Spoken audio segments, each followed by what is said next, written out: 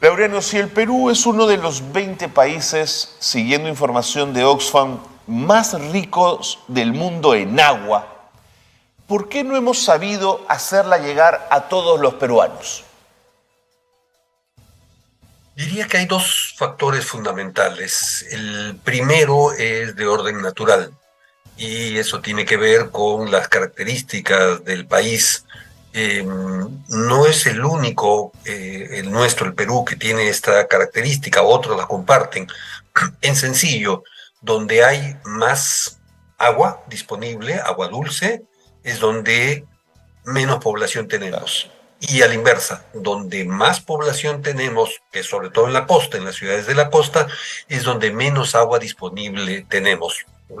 La ANA, la Autoridad Nacional del Agua, maneja muy bien estas cifras y nos habla entonces de las vertientes del Pacífico, que es donde están la mayor parte de las ciudades, la vertiente del Atlántico, que es donde están las ciudades, parte de las ciudades de la sierra y de la selva, y la vertiente del Titicaca, donde hay una pequeñísima porción de la población. Entonces, aquí hay un primer factor. Y el otro factor tiene que ver directamente con problemas de gestión. No hemos sido capaces a lo largo de décadas, yo diría, de estos 2 siglos de vida republicana, de atender las necesidades de la población. Correcto. Ahora, Laureano, siempre siguiendo a Oxfam, en el Perú entre 7 y 8 millones de peruanos aún no tienen agua potable. Viendo esta cifra a priori me parece tremendamente alta. Tú me corregirás si no lo es. Esto nos ubica entre los países con menor capacidad para entregar agua potable a los ciudadanos en América Latina, ¿o este es un promedio? No, yo creo que estamos del promedio hacia abajo, más bien, ¿no? Y hay que reconocer, desde inicios de este siglo se han hecho esfuerzos grandes por avanzar en dotar de agua potable a la población. Pero aquí hay algunos problemas, y es que todavía seguimos considerando en muchas partes del país como agua potable, agua que simplemente está entubada. Es decir, se la toma de una fuente sin ver la calidad de esa agua y se la eh, provee a la población.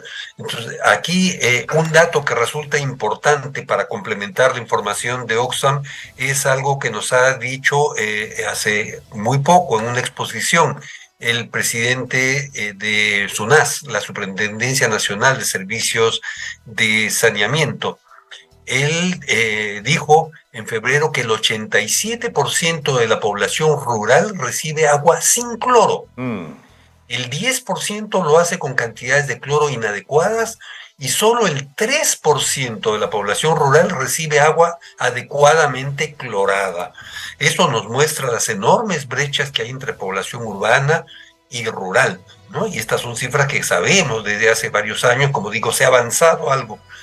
Eh, pero el tema dista mucho de estar resuelto, porque junto con la disponibilidad de agua, la calidad del agua, hay que ver también cuántas horas tenemos del agua. Y aquí, penosamente, otra vez me refiero a la exposición del señor Gutiérrez, el presidente ejecutivo de SUNAS, vemos que hay zonas de Lima que tienen menos de 6 horas de Así es. abastecimiento horario al día, cuando el promedio, según SUNAS, es de 18.6 horas.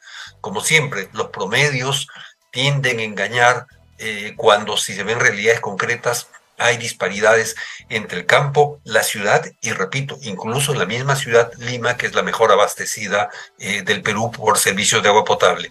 El otro tema es el alcantarillado, es decir, no basta tener el agua, hay que ver cómo disponemos del agua ya utilizada, Claro. de las excretas y todo el uso domiciliario que hacemos del agua. Y ahí estamos, sí, bastante lejos, ¿no? Hay una distancia muy, muy, muy grande. Otra vez, me refiero a datos de SUNAS, y esto nos muestra que la distancia es bastante grande en términos de disposición de las aguas negras, como se le llama. Claro. Y entonces resulta que los datos nos muestran que hay una enorme población que no tiene acceso al alcantarillado. Algunos datos, por ejemplo, el uso de letrina o pozo séptico llegaba al 30%, pero hay, sin embargo, un 50,3% que practica la defecación al aire libre, es decir, en ríos, acequias, Claro, claro, canales, claro. pozos ciegos, pozo negro. Y con eso, entonces, ¿cómo podemos asegurar la calidad del agua? Si en la costa el agua es un bien escaso, Laureano, y entendiendo el potencial destructor que tienen las lluvias, sobre todo si las asociamos a fenómenos del Niño, ¿por qué no existen estrategias que nos permitan, en esas ventanas de oportunidad que también lo son, tener una estrategia de recuperación de buena parte de esa agua dulce que cae y que cae en grandes cantidades? Pienso en reservorios, pienso en humedales. ¿Por qué no hemos pensado en estrategias de ese tipo?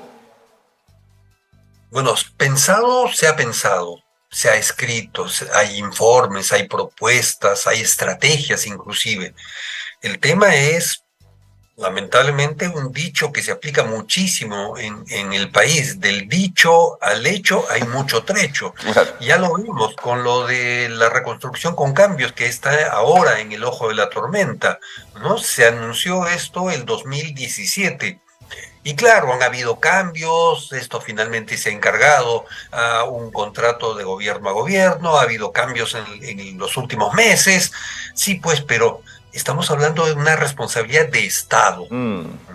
Entonces no puede ser que nos escudemos en cambio de personas y olvidemos que esto es una responsabilidad del Estado todo y de la sociedad, porque hay que reconocer que aquí hay responsabilidades no solo de autoridades, sino también de la población.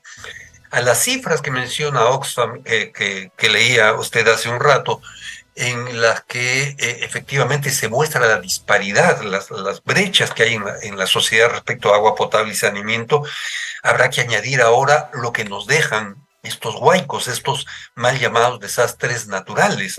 Entonces esto va a aumentar el problema. O sea, casi, ¿no? Como que avanzamos 2 pasos y retrocedemos 5 de un solo golpe. Entonces, hay que pensar y poner en práctica aquello que está dicho en leyes, estrategias, en el acuerdo nacional Sí, señor. que señaló y reconoció el agua, el derecho humano al agua como un derecho fundamental. Entonces, basta de declaraciones y yo diría hay que poner en práctica todas esas cosas que decimos, que repito, que hasta ponemos en leyes como el principio de la gestión integrada de los recursos hídricos. Bonitas palabras, pero ¿cuánto hemos avanzado? Y la realidad nos está golpeando y nos lo está prácticamente dando de golpes en la cara para decir, no, pues, mentira, ¿no? Esto no se ha hecho. Y Laureano, ¿se sabe a partir de las investigaciones que han realizado ustedes o que puede haber realizado el Ministerio de Agricultura y Riego, qué porcentaje de agua dulce se usa para agricultura y ganadería y qué porcentaje del agua dulce se usa para consumo humano? Sí, hay estadísticas de eso. Lamentablemente no las tengo a la mano aquí, pero como en la mayor parte de los países, el mayor uso del agua dulce se destina a la agricultura y una parte menor para otros usos, ¿no? Dentro de ellos el agua potable. Entonces, estamos hablando de alrededor del 75% del agua dulce que se emplea para la agricultura, sobre todo en la costa. ¿Y por qué en la costa? No solamente porque tiene tierras de buena calidad, tierras planas, sino sobre todo porque no llueve. Claro. Claro, no llueve salvo momentos, fenómenos como el que estamos viviendo ahora. Y en el agua potable las cifras han aumentado efectivamente, al igual que algunas otras actividades. Esto respecto a lo que se llaman usos consumtivos, es decir, usos donde se consume el agua, porque hay otros usos que no consumen el agua, ¿no? O por lo menos no consumen significativamente el agua. El mejor ejemplo es la generación del agua, la generación de energía eléctrica por hidroenergía, es decir, Claro. se aprovecha la caída del agua y se devuelve el agua, Claro. normalmente aguas abajo. Ahora, en ese mismo sentido, entonces, Laureano, si el 75% aproximadamente del agua dulce se dedica a la agricultura, bien valdría los esfuerzos del Estado por establecer la huella hídrica de cada uno de los productos que la ganadería y la agricultura nos ofrece para ir bajando esos números y optimizar el consumo de agua. Efectivamente, es una actividad que deberíamos hacer. Se usa mucho en algunos países, sobre todo en países europeos, pero aquí es poco lo que estamos haciendo. Hay algunos esfuerzos aislados, pero todavía falta mucho por hacer. Y es que esto, como ocurre con muchas cosas, implicaría pisar algunos callos, ¿no? Claro. Empiezo por una de las cosas más evidentes. Somos muy afectos al consumo del arroz en nuestro país. Sí, señor. ¿No? Casi como consumimos en algunas zonas tanto arroz como países asiáticos. Pero, ¿qué significa la producción de arroz en términos de consumo del agua? Sé que han habido algunos cambios, pero sembrar arroz en zonas desérticas del país como Piura, Lambayeque, La Libertad. Es una locura, ¿no? Es un contrasentido, ¿no? Entonces, tal vez deberíamos aprovechar en otro tipo de cultivos, pero ya digo, ahí pisamos callos, vendrá la organización de arroceros a hacer las demandas, pero implica una labor multisectorial, algo que no terminamos de entender en el país. Eso tiene que ver con educación, tiene que ver con salud, tiene que ver con producción, todos los distintos entes del Estado, y repito, de la misma sociedad, para que entienda que alimentarse bien no significa llenar el estómago, sino alimentarse con productos saludables que proporcionen no solo calorías, sino también el resto de nutrientes que necesita nuestro cuerpo, sin afectar el medio ambiente o la poca disponibilidad de agua. Por supuesto. Laureano, retomo lo que planteaste del tema del alcantarillado que va acompañado con el servicio de agua, ¿no es cierto? Yo quería preguntarte, perdón, si se ha podido medir el impacto que tienen las enfermedades diarreicas respecto a niños y niñas y a mortalidad infantil, por supuesto, la ausencia justamente de esta posibilidad de que las excretas sean tratadas, ¿no es cierto?, y todos tengamos la posibilidad de acceder a ese servicio. Sí, definitivamente sí. Hay información internacional sobre esto y hay información nacional también. A ver, repito alguna información que nos da Naciones Unidas.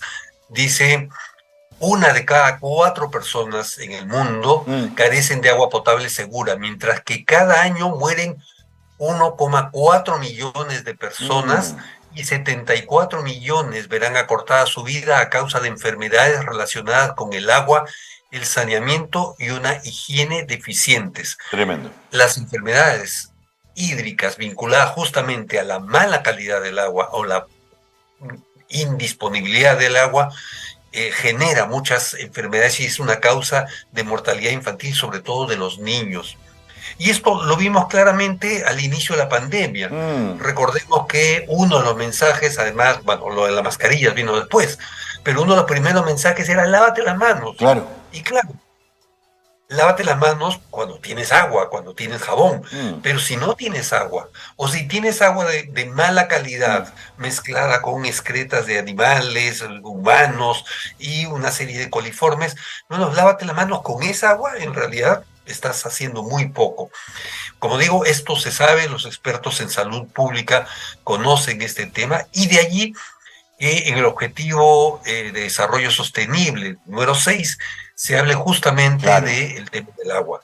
Claro. Entonces, el agua es fundamental para la vida y tiene en esa línea un efecto fundamental, la mala calidad, en la salud y la muerte inclusive de las personas. Ahora, Laureano, siempre que hablamos del agua, aparecen voces que traen a colación cómo desde la forma tradicional del manejo del agua, sobre todo en las zonas andinas, existen posibilidades de siembras de agua, de la generación de humedales, de la posibilidad del cuidado de la cuenca, sobre todo en su zona alta, donde nacen los ríos y se produce, digamos, estas lagunas que contienen de alguna manera el agua potable. Yo te quería preguntar si en sociedad de masas estos sistemas funcionan para dotar a una población de agua potable, o son reminiscencias de un viejo pasado andino pensado en pequeñas comunidades.